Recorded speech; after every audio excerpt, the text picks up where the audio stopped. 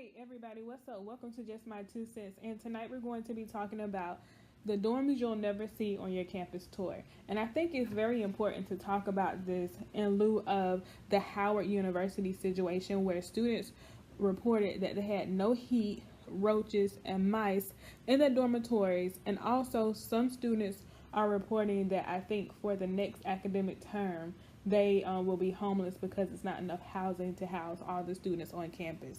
And from my understanding, students pay between $40,000 to $45,000 a year to go to this university. So if you calculate that by 4 or 5, students are paying a pretty hefty penny to go to this university. And this is not unfamiliar. If you were to go and actually Google dorms that are not necessarily, up to par on college campuses, a whole list of articles and stuff will come up. And I mean, I'm looking at some right now, and it's just really deplorable. I know the New York Times has an article called "The Dorms You'll Never See on Campus," and it outlines a couple different dorms at different universities around the country where bricks were missing from the building, from the foundation of the building. Students reported sightings of cockroaches. Students reported not having no heat, no hot water, the bathrooms being dirty, the buildings being outdated, and the trash not being collected, the toilets being temperamental, furniture always chipping, heaters, full blast and not being able to control it, or it's broke over the winter time, hair in the sinks, mold, the drains not working. I mean, it's a whole list of things that these students are experiencing at these colleges and universities. And when I reflect on my time as a student at a college or university, I do remember my first year, actually before that, when I was touring the college. It was pretty cool. Like the dorm they showed me was very nice. It was very up to date. Actually, they had just built the dorm maybe like 5 years ago before I got there. And like I said, it was very up to date. It was very modern. I didn't have any issues. Now, my issues did come in when I was a sophomore and I moved to like the apartment area. And in the apartment area, I did experience maybe like a little mold in the bathroom. And when I would call the maintenance people, they would always tell me, oh, this mold is actually coming from like the moisture. So like apparently like me and my roommate, we wouldn't let like the moisture and stuff go out the bathroom fast enough, or we would keep our room door like shut so the moisture would like get caught up in the bathroom. And so they would have to come in like every other month and like spray the bathroom down to get rid of the mold. And I didn't feel too comfortable with that. And I think I went to an excellent college. I think that my college is fabulous, and I always brag on it. However, looking back and considering what these students at Howard are going through, as well as other students who pay a lot of money, you pay a lot of money to go to college, and you pay a lot of money to live in these, dormitories, and some colleges don't even allow for students to move off campus. So you can imagine you are paying because you have to stay on some of these campuses, or maybe because it's convenient or it's more cost effective, whatever. And all of a sudden, you are experiencing, no heat. You're experiencing seeing, cockroaches, mice. What else did these students say? All that I listed earlier, you're experiencing all of this when it's like, if I had the option of moving off campus, and I was, paying somebody month by month at an apartment complex, would I be experiencing this? Or if I was staying at home, would I experience this? And sometimes, depending on the apartment complex that you go to, the answer is yes. And you'll probably experience a little bit more than what you are experiencing at the college or the university that you are attending. But for the most part,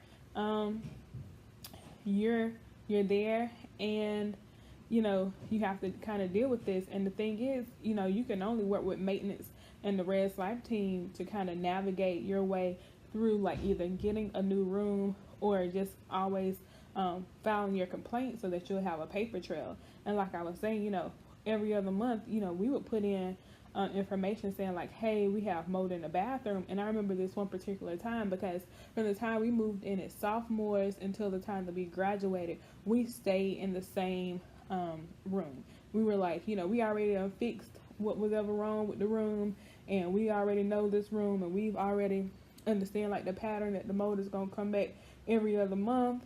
So it's really nothing for us to do but just go ahead and just continue, with this lifestyle. Like I said, I believe that my college was phenomenal.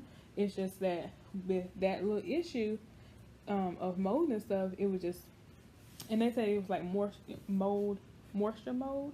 I think that's what they said. It was moisture mold or whatever. But anyway, to get back to the time, it went off on a tangent. But to get back, so I remember one time I had to come early back to the school for leadership, like a retreat before like all the other students got there.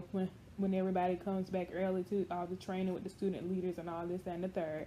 And me and my family, we had cleaned the bathroom before they left, because they always used to help me like set up my room before they got back on the road. And I remember I took a shower the night before, and the next morning when I got up, I was lollygagging around, and when I got ready to go get ready, I looked down at my feet, and like no lie, it had like mold growing on like part of my toes, and I'm like, oh my gosh, like I was like freaked out. And even now when I talk about it, I get like goosebumps, because it's like, how could mold grow on my body like overnight? Because it's like I took a shower, but I remember, like I said, my family had helped to clean the shower out, and I know they had helped to clean like the whole entire room, because like I was there and I was participating in that process.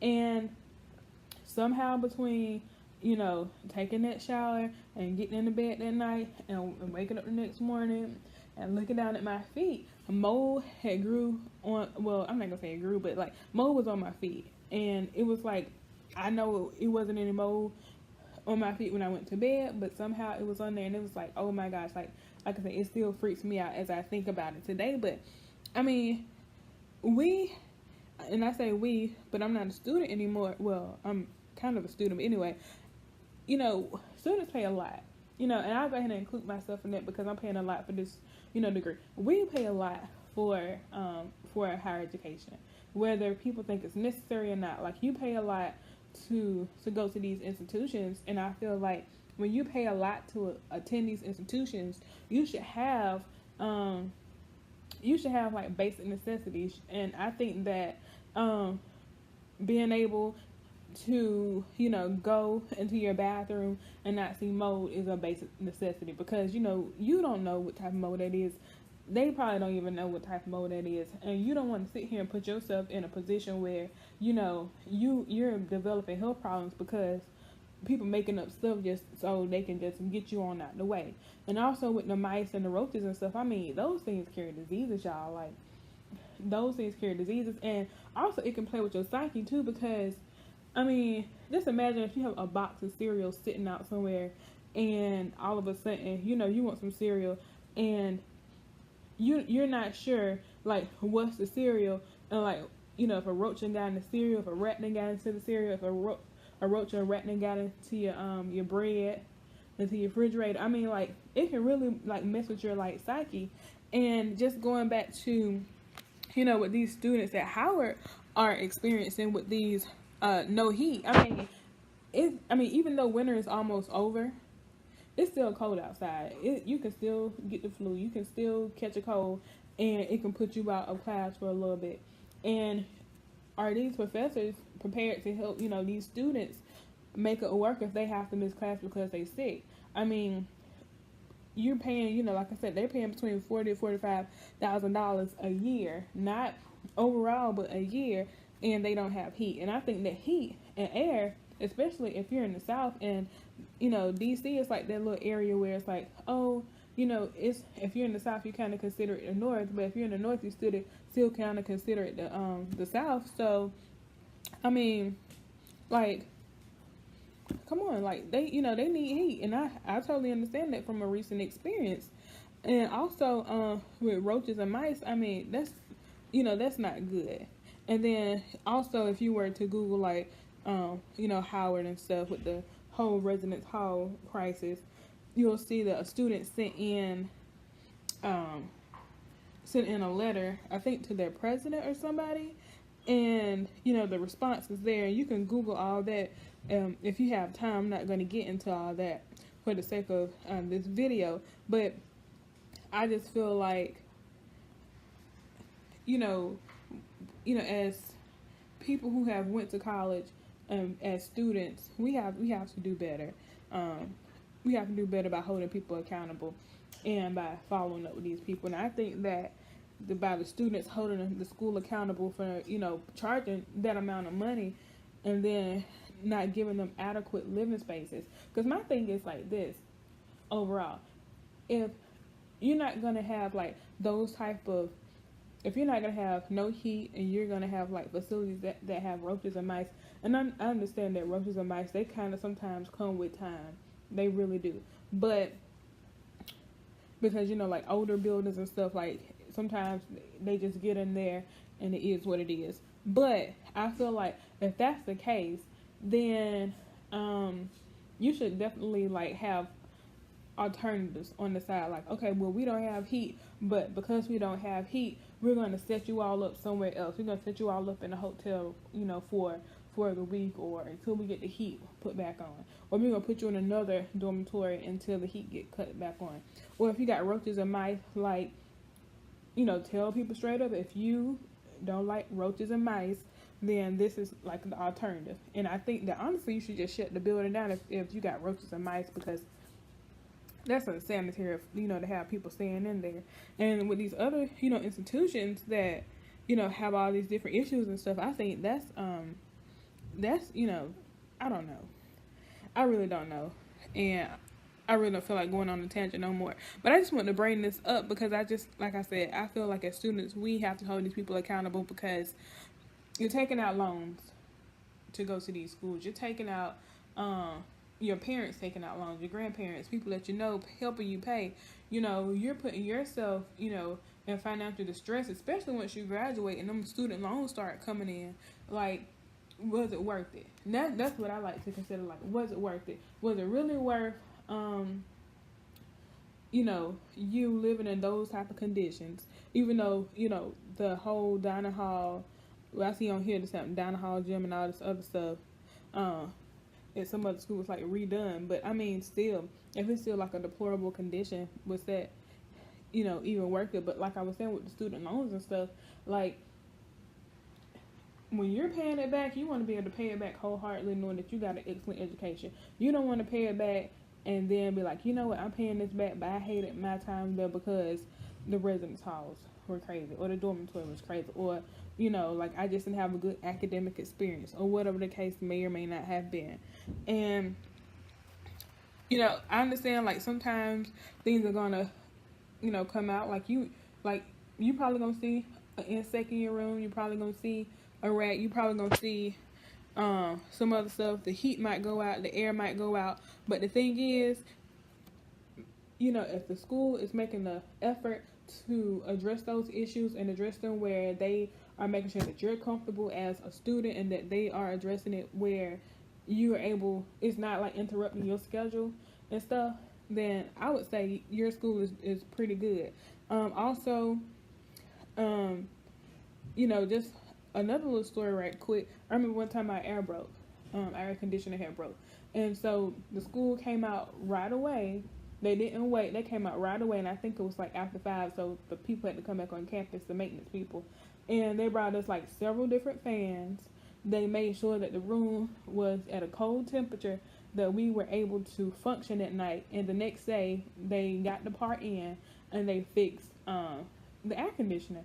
And they made sure that if they had destroyed any of our items or anything, like during the process, because like the water like came out of like the air conditioner or whatever it was, I don't know, like I'm not an HVAC person, so I don't know. All I know is that water came out, and so they made sure that if they messed up anything, that they reimbursed us. I mean, one time our refrigerator had broken. Like I said, we had fixed all these issues in this apartment. So we was like, we was gonna sit here and we was gonna stay here until we are graduated, because that was like the only common sense thing to do. You don't fix it, you might as well stay there and take advantage of the things you don't fix. So, like I said, we had the refrigerator had broke one time, and they had offered to reimburse us for all the food in the refrigerator, even though the food didn't spoil or anything. They at least like made that gesture to offer, hey, we understand that it was like our fault, where it was because of like a faulty, issue with the refrigerator, and the refrigerator is ours. We want to make sure that y'all have something to, we want to make sure we give you all some money just in case y'all food got spoiled or whatever, and y'all are able to replace it. So I mean, college, some people feel like, well, you put yourself in this position, but for those who have went, you know that you're trying to sit there and make a better life for yourself. And I mean, you even though you want to make a better life for yourself, it shouldn't be one of them things where it's like, I got to live with no heat, roaches or mice. You shouldn't have to live with that just because you're trying to better yourself. I think that, like I said, these people need to be held accountable, and I think if you're going to charge this amount of money, you should definitely make sure that the stuff works. It shouldn't be a time for nothing not to work at those prices. I mean, 40 to 45K, I mean, that's like a luxury car. That's like half a house payment. Like if you get like 100K house, and you pay 45 a year, you almost finished paying with your house, So it's like, come on, let's really. And I see something else that says no hot water at Howard.